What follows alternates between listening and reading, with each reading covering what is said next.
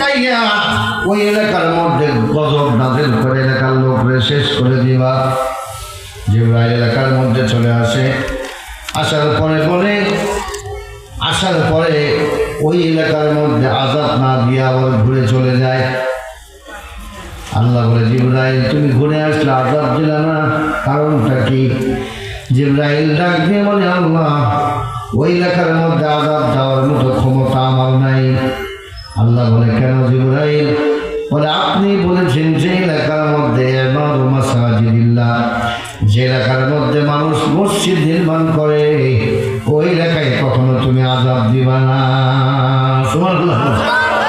সুতরাং এই এলাকার সব লোক যদি গোমরা হয়ে যায়, পথভ্রষ্ট হয়ে যায়, আল্লাহ নাফরমান হয়ে যায়, একজন ব্যক্তি যদি মসজিদের কাজের নির্মাণে সহযোগিতা করে, ওই একজন ব্যক্তির ওসিলায় এই এলাকার সমস্ত মানুষ আল্লাহর গজব থেকে নাজাত পেয়ে যাবে। আল্লাহ নবী মদিনার দিকে রওনা করছে। কোন দিকে? এটা বলে শেষ করবো, সময় শেষ মনে হয় না। মদিনার দিকে রওনা করছেন, মদিনায় যাবেন। মদিনার থেকে একটু দূরেই রাসূল ওখানে অবস্থান করলেন। 1 মাস অবস্থান করলেন। 1 মাস কিতাবের মধ্যে আছে রাসূল কুবা নামক স্থানে অবস্থান করলেন। সাহাবারা সঙ্গে আছেন। যাদের সামর্থ্য হয় যে বিশ্বনবীর সঙ্গে সাক্ষাৎ করেন, দেখা করেন, রাসূল বললেন এই কুবা নামক জায়গার ভিতরে একটা মসজিদ নির্মাণ করতে হবে। এই মসজিদ হবে ইসলামের মুহাম্মাদের সময়ের সর্বপ্রথম মসজিদ। সুবহানাল্লাহ। রাসূল সর্বপ্রথম মসজিদ নির্মাণ করলেন এই কুবা নামক জায়গায়। হাদিস সাহেবরা জানেন এই মসজিদের নাম হলো মসজিদে কুবা। কি নাম? রাসূল সাহাবায়ে কিরামকে বললেন ওই পাহাড় দেখা যায়, ওখান থেকে পাথর নিয়ে আসো, আর এখানে মাটি কাদা বানাইয়া এক একটা পাথর মাটি দিয়ে গাঁথনি করে করে মসজিদ নির্মাণ করো। সাহাবায়ে কিরাম তাই করলেন। সারা রাত কাজ বন্ধ, এক গ্রুপ পাথর নিয়ে আসে, আর এক গ্রুপ কাদা মাটি বানায়, আর এক গ্রুপ এটাকে নির্মাণ করে। মসজিদে কুবার পাশে একটা মুসলমান মহিলার ঘর। কার ঘর বলেন? মুসলমান নারীর ঘর। তার একটা বড় মেয়ে ছিল, মোটামুটি হাঁটাচলা করতে পারে। ওই মেয়েটা তার মাকে ডাকতে বলে, আম্মা আমাদের বাবা ইন্তেকাল করে চলে গিয়েছে, আপনার স্বামী নাই, আমার তো কোনো ভাই নাই, ঘরের মধ্যে কোনো পুরুষ নাই। খেয়াল করে, আপনার তো স্বামী নাই, আমার বাবা নাই, কোনো ভাইও নাই, ঘরের মধ্যে কোনো পুরুষ নাই, আমি হলাম মহিলা মানুষ, আপনি হলো মহিলা মানুষ। আমরা তো আমাদের বাড়ির পাশে আল্লাহর নবী ওই মক্কা থেকে হিজরত করে এসে সাহাবায়ে কেরাম পেটের মধ্যে পাথর বেঁধে বেঁধে না খেয়ে সারাদিন পরিশ্রম করে করে 3 কিলোমিটার দূর থেকে পাথর বহন করে করে, ইট বহন করে করে মসজিদ নির্মাণ করে। আমাদের বাবা থাকতো, আমাদের ভাই থাকতো, আমরা পাঠায় দিতাম না, আমাদের চাচা থাকতো, ভাই থাকতো, পুরুষ লোক নাই, আমরা মহিলারা কি করবো? আমরা তো কাজ করতে পারি না, নবীজি তো আমাদের সঙ্গে কাজ করাবেন না, আমাদেরকে নেবেন না। মাগো কি করতে পারি? সারা রাত বসে বসে মা মেয়ে চোখের পানি ছাড়ায় আর কাঁদে। বিশ্বনবী রাহমাতুল আলামিন আমাদের ঘরের পাশে মসজিদ নির্মাণ করে, আমাদের ঘরে পুরুষ নাই, আমরা এই কাজে শরীক হতে পারলাম না, আমাদের হাতে নাই টাকা, নাই কোনো ক্ষমতা, আমরা তো রাসূলের সঙ্গে মসজিদ নির্মাণ করার জন্য ক্ষমতা শরীক হতে পারলাম না। আয় আল্লাহ আমাদের কোনো রাস্তা বাতলায় দেন, বিশ্বনবীর সঙ্গে আমরা একসাথে মসজিদে কুবা নির্মাণ করতে পারি। এই আফসোস অন্তরে নিয়ে নিয়া আর রাসূলের চেহারা দেখে আর কান্দি। এত সুন্দর চেহারা, এত সুন্দর চেহারা জীবনে দেখি নাই, এত সুন্দর উজ্জ্বল মানুষ জীবনে দেখি নাই, এত সুন্দর আখলাক করা মানুষ জীবনে দেখি নাই। মা এই লোকের সঙ্গে যদি আমরা কাজ করতে পারতাম, আল্লাহ আমাদের জীবনটা বরকতে ভরাইয়া দিত। والليل में है जुल्फ़े मोहम्मद का तरन्नम, वल्लैला में है जुल्फ़े मोहम्मद का तरन्नम, वश्शम्स में रुख़सार अहमद का तरन्नम, वश्शम्स में रुख़सार अहमद का तरन्नम, वस्सुबह में है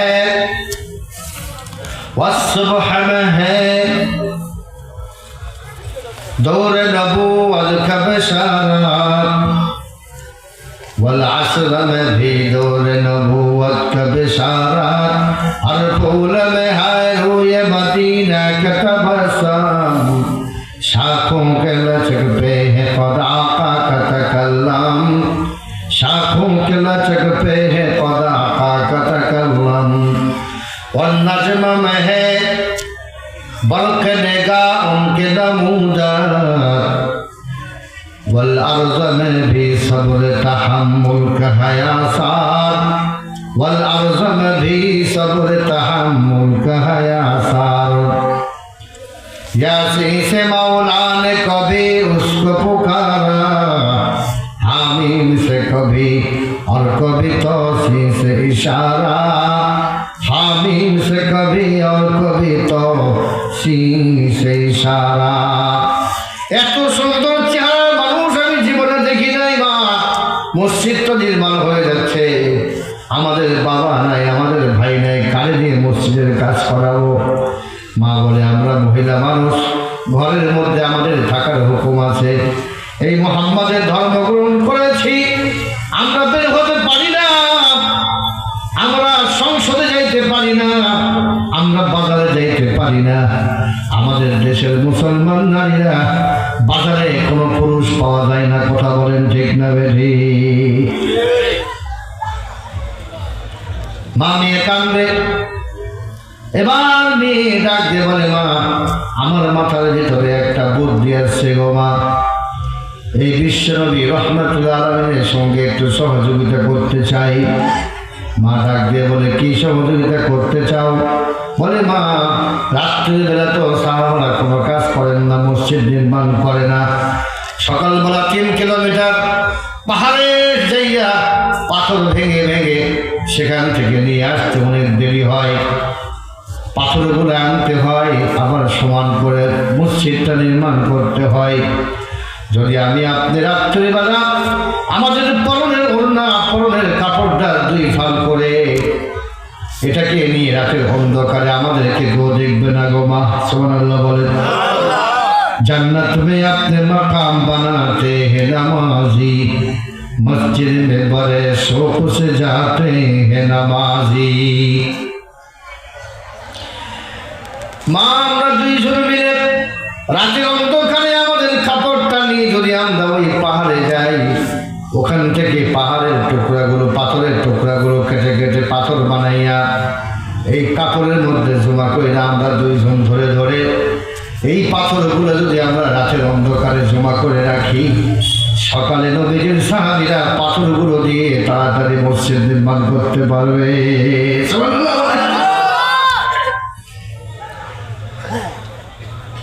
সকালবেলা যদি আমরা তাড়াতাড়ি নির্মাণ করে আর রাত্রে যদি আমরা পাথরগুলো এনে দিই, কাজটা আগাবে কি আগাবে না? মা বলে হা হা তোমার বুদ্ধি তো বড় ভালো, চলো যাই। রাতের অন্ধকারে এবার পাথর নিয়ে নিয়ে জমা করে, সকালবেলা সাহাবায়ে কেরাম ঘুম থেকে উঠে পাথর দিয়ে কাজ করে। কে বললো আরে আমরা তো রাত্রেবেলা এত পাথর এখানে রাখি নাই, সকালে এত পাথর কোত্থেকে আসলো? একজন বলে যেহেতু মসজিদ আল্লাহ জিনের মাধ্যমে কাজ করায়, আরেকজন বলে না এটা হলো বরকতি মসজিদ, অলৌকিক মসজিদ, এটা এমনি এমনি পাথরগুলো এখানে চলে আসে। কিন্তু আসল ঘটনা তো কেউ বলতে পারে না, কথা বলেন ঠিক না ঠিক? মসজিদে মরসিয়া খাহি কে নামাজি না রহি, মসজিদে মরসিয়া খাহি কে নামাজি না রহি, জানিও সাহেবে আও সাফে জাজি না রহি।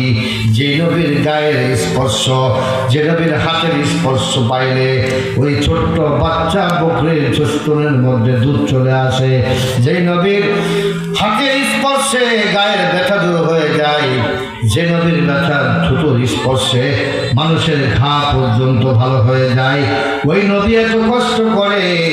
আল্লাহ রাব্বুল আলামিন আরশ থেকে নবীজির কষ্ট দেখে, ঘরের ভিতর থেকে নারীরা পর্যন্ত নবীজির কষ্ট দেখে। কথা বলেন ঠিক না বেঠিক? আতিয়াবুতি বিলাহুম ফি ইরসিহিম আরাকুম মিন জিসমিহা আযকান সাল কুল্লামা মাসালি শাতিন দাররাহা আদা ফিহা দারু ফিহি ওয়াকাহাল। আল্লাহ নবী সাল্লাল্লাহু আলাইহি ওয়াসাল্লাম বলে, না না, কোনো জিন কাজ করে না, কোনো অলৌকিক মসজিদে এখানে কাজ করে না, এখানে কোনো ঘটনা ঘটতেছে, নবীজি কোনো গায়েব জানেন না, বিধায় কিছু বলতে পারেন না। আল্লাহ রাব্বুল আলামিন এবার জিবরাইলকে পাঠায় দিয়ে বলে, জিবরাইল, বিশ্ব নবীর কাছে যাইয়া তুমি বলবা আপনার সাহাবীরা মসজিদ নির্মাণ করে, এটা শুধু আপনার সাহাবীরা নির্মাণ করে তা না, আপনার মসজিদের পাশে ওই খেজুরের পাতার ঝোপড়ির ভিতরে দুইজন মহিলা আছে, মার মেয়ে আছে। ওরা রাত্রেবেলা অন্ধকারে নিজের পরনের কাপড়ের একটা অংশ দিয়া ওই মদিনার অদূর থেকে পাথরগুলো ধুয়ে ধুয়ে রাত্রেবেলা নিয়ে আসে। আর ওরাই হলো আমার কাছে আল্লাহর জমিনের সবচেয়ে উৎকৃষ্ট ব্যক্তি। আমি তাদের জন্য জান্নাতের ভিতরে ঘর নির্মাণ করতেছি। আল্লাহর ঘর নির্মাণের দরকার আছে না নাই? আছে না নাই?